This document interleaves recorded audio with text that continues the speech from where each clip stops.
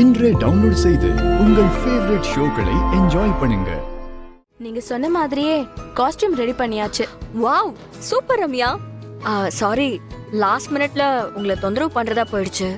இது ஒரு sudden plan தான். இதுக்கு எதுக்கு மேடம் சாரி இல்ல? நீங்க 1 hour முன்னாடி சொல்லிருந்தா கூட நாங்க ரெடி பண்ணி கொடுப்போம் மேடம். Thank you so much. ரொம்ப எக்ஸைட்டடா இருக்கேன். காஸ்டியூம் பார்க்கலாமா?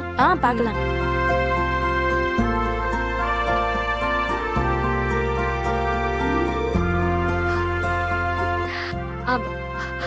ஆதி, ஆதி, அண்ணா, அண்ணி, எல்லாரும் சீக்கிரம் வாங்க. ஆதி,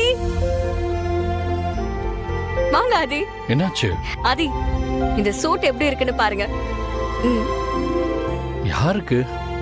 ஆதி, உங்க பர்த்டேக்கு ஸ்பெஷலா ஆர்டர் பண்ண சூட் இது. எப்படி இருக்கு? உங்களுக்கு பிடிச்சிருக்கா? Yeah, it's nice. நல்லா இருக்கு. நாங்க எல்லாரும் ஒரே கலர்ல Dress வாங்க போறோம். உனக்கும் Dress வாங்கணும்ல? இல்ல அபி, அதெல்லாம் வேண்டாம். என்ன வேண்டாம்? என்ன ஆச்சு உனக்கு? ஏன் வேண்டான்னு சொல்ற? அதெல்லாம் முடியாது. நீயும் எங்க ஃபேமிலி தான். நாங்க ஒரே மாதிரி Dress போடுறப்ப நீயும் ஒரே மாதிரி தான் Dress போடணும். அபி, சொன்னா புரிஞ்சுக்கோங்க. எனக்கு வேண்டாம். ஹலோ, என்ன யாருன்னு நினைச்ச? நான் உன்னோட லவ்வர். நீ சொல்றபடிலாம் நான் கேட்க முடியாது. இப்ப நீ என் கூட கிளம்பி கடைக்கு வர. டாட். அபி, ப்ளீஸ்ங்க. நான் வேற ஒரு டென்ஷன்ல இருக்கேன். என்ன ஃபோர்ஸ் பண்ணாதீங்க. உனக்கே இது நியாயமா இருக்கா? என்ன பக்கத்துல வச்சுட்டு என்னடா டென்ஷன் அது இதுன்னு பேசுற? என்னங்க? என்னடா நீயும் எல்லா ஆம்பளைங்க மாதிரியே நடந்துக்கிற? லவ் பண்றதுக்கு முன்னாடி மானே தேனன்னு சொல்ல வேண்டியது. நீங்க இல்லாம நாங்க இருக்க முடியாதுங்கிற நிலைமைக்கு வந்ததுக்கு அப்புறம் உங்க இஷ்டத்துக்கு நடந்துக்குவீங்க. இங்க பாருங்க அபி, அப்படிலாம் எதுவும் கிடையாது. எனக்கு ஸ்பெஷலாலாம் எதுவும் வேண்டான்னு சொன்னேன். அதுவும் இல்லாம 2 பேரும் ஒரே மாதிரி ட்ரெஸ் பண்ண தேவையில்லை. தேவையில்லாத பிரச்சனை எல்லாம் வரும். என்ன பிரச்சனை வரும்? எப்படி இருந்தாலும் நம்ம விஷயம் ஒரு நாள் வீட்டுல தெரியதானே போகுது. என் அண்ணன் பேசினதை கேட்டல, அவர் கண்டிப்பா ஒத்துக்குவாரு. அக்கா கல்யாணத்துக்கு அப்புறம் நம்ம கல்யாணம் தான். எனக்கு அதை நினைச்சாதாங்க ஒரு மாதிரி டென்ஷனா இருக்கு. அந்த டென்ஷன் உனக்கு வேண்டாம். அதை ஏன் கையில விட்டுரு, நான் பாத்துக்கிறேன். ஏன் வீட்டு ஆளுங்களை பத்தி எனக்கு நல்லா தெரியும். இல்லங்க, நீங்க நினைக்கிற மாதிரி இது அவ்வளவு ஈஸியெல்லாம் கிடையாது. அப்படியா சார்? சரிங்க சார், அது நடக்கிறப்ப பாத்துக்கலாம். இப்ப நீங்க என் கூட ஷாப்பிங் வர போறீங்களா இல்லையா? அபி, ப்ளீஸ் புரிஞ்சுக்கோங்க. நீங்க மட்டும் போயிட்டு வாங்க. ரொம்ப பண்ற மனோ. இட்ஸ் ஓகே, நானே போய்க்கிறேன். ஆனா ஒரு கண்டிஷன், நான் எடுத்துட்டு வர ட்ரெஸ் நீ கண்டிப்பா போடணும். அபி. பாட்டி, நான் ஒரு உண்மையை சொல்லட்டுமா? ஆதிங்கிறவரு ஒரு விலை மதிக்க முடியாத ஒரு பொக்கிஷம். அவருக்கு நாம என்ன கிஃப்ட் கொடுத்துட முடியும்? அவர்கிட்ட என்ன இல்லாம இருக்கு? நம்மளால முடிஞ்சது அவர் சந்தோஷமா எப்பவுமே சிரிச்சுக்கிட்டே இருக்கிற மாதிரி பாத்துக்கணும். நம்ம எல்லார்கிட்டயும் உண்மையான அன்பு இருக்கு. உண்மையான அன்பு எதையும் எதிர்பார்க்காது. அதை நாம கொடுத்தாலே போதும். உன் மனசு எனக்கு தெரியும் பாரதி. நீ சொல்றதும் சரிதான். அப்படி பார்த்தா நீ ஆதி கூட இருந்தப்ப அவன் நல்லா இருக்கணும்னு நீ கட்டின கயிறாகட்டும், அவன் உன்னை விட்டு போனதுக்கு அப்புறம் அப்பனை உரிச்சு வச்சு பிறந்த ஆதித்யாவுக்கு நீ கட்டுற கயிறாகட்டும், அதுக்கு விலை மதிப்பே கிடையாது. பாரதி, உன்னை பார்த்தா எனக்கு ஆச்சரியமா இருக்கு. நமக்கு பிடிச்சவங்க நல்லா இருக்கணும்னு எல்லாத்தையும் விட்டு கொடுத்து வாழறதுக்கு பெரிய மனசு வேணும். அந்த மனசு உனக்கு இருக்கு. உன் கூட இருக்கிறதே எங்களுக்கு பெருமைதான். உள்ள வரலாமா? வாங்க. இது என்ன கேள்வி தம்பி? உள்ள வாங்க.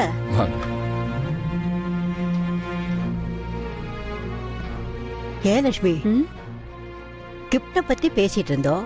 பார்த்தா ஆதி என்னென்னவோ வாங்கிட்டு வந்திருக்கான்.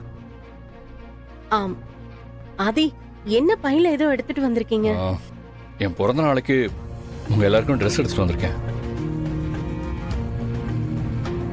அடடே லட்சுமி, வேலைக்காரங்களா இருந்தாலும் பணக்கார வீட்டுல இருக்கணும்னு இதுக்கு தான் சொல்லுவாங்க போல இருக்கு.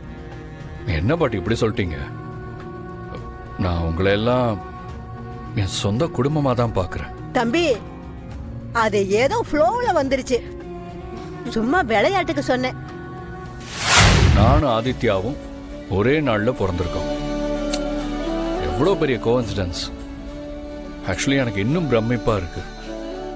அதை செலிப்ரேட் பண்ண வேண்டாமா? மித்ரா வீட்டில் எல்லாரும் ஒரே கலர்ல ட்ரெஸ் பண்ணலான்னு பிளான் பண்ணியிருக்கா. நானும் உங்க எல்லாருக்கும் அதே கலர்ல ட்ரெஸ் வாங்கிட்டு வந்திருக்கேன். ம்ம். இது வேறயா? அவ சும்மாவே கதகளி ஆடுவா. ஆதி தம்பி சலங்கையை வேற கட்டுறாரு. அத்தை, இது மித்ராக்கு தெரிஞ்சா வானத்துக்கும் பூமிக்கும் குதிப்பாளே. அவ குதிக்கிறது இருக்கட்டும், இப்ப பாரதி ஆடுவா பாரு. என்னமோ நம்ம ட்ரெஸ்ஸ வாங்கிக்க வேண்டியதா. கொடுங்க தம்பி, ஆசையா உங்க பிறந்த நாளுக்கு எடுத்து கொடுத்துருக்கீங்க, நாங்க வேண்டான்னு சொல்லுவோமா? நாங்க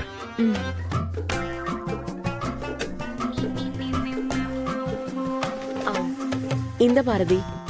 பாட்டி, இரு பாரதி, தம்பி பிறந்த நாள் அதுவுமா நம்ம எல்லாருக்கும் ஆசையா Dress வாங்கி கொடுத்துருக்கு. அவர் மனசு கஷ்டப்படுற மாதிரி வேணான்னு சொல்லக்கூடாது. இந்த பாரதி. பாட்டினா பாட்டி தான், அப்படி சொல்லுங்க பாட்டி. ஸோ அப்போ எல்லாரும் இந்த ட்ரெஸ்ஸை போட்டு ரெடியா இருங்க.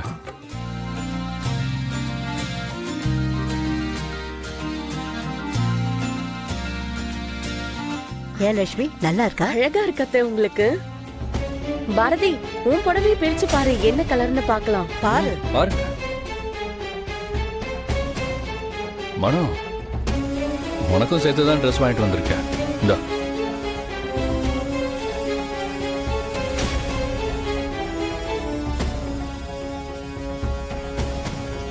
ஐயோ ஆல் ரைட். ஏன் ஒரு மாதிரியா இருக்க? எனக்கு வந்த அசைன்மெண்ட் ஆதி தம்பியை கொலை பண்றதுக்காக இல்ல.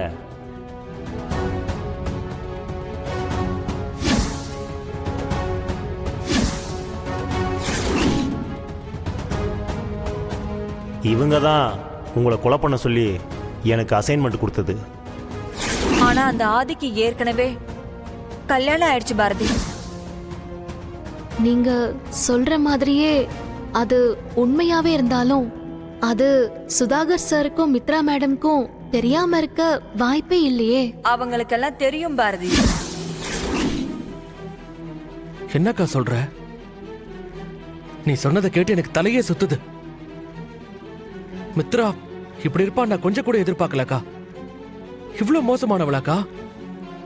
உண்மை தெரிஞ்சிருந்தும் நீ ஏன்க்கா பொறுமையா இருக்க? என்னால உன்னை புரிஞ்சுக்கவே முடியல. அக்கா, நான் விட மாட்டேன்க்கா, நான் விட மாட்டேன். இன்னைக்கு அவளை உண்டு இல்லைன்னு பண்ண போறேன்.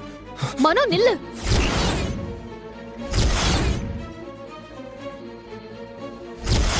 விடுக்கா. மனோ, அக்கா ஏன்க்கா அப்படி இருக்க? இப்ப நீ சொல்றத கேட்க போறியா இல்லையா? நீ படிச்சவன் தானே, யோசிக்க மாட்டியா?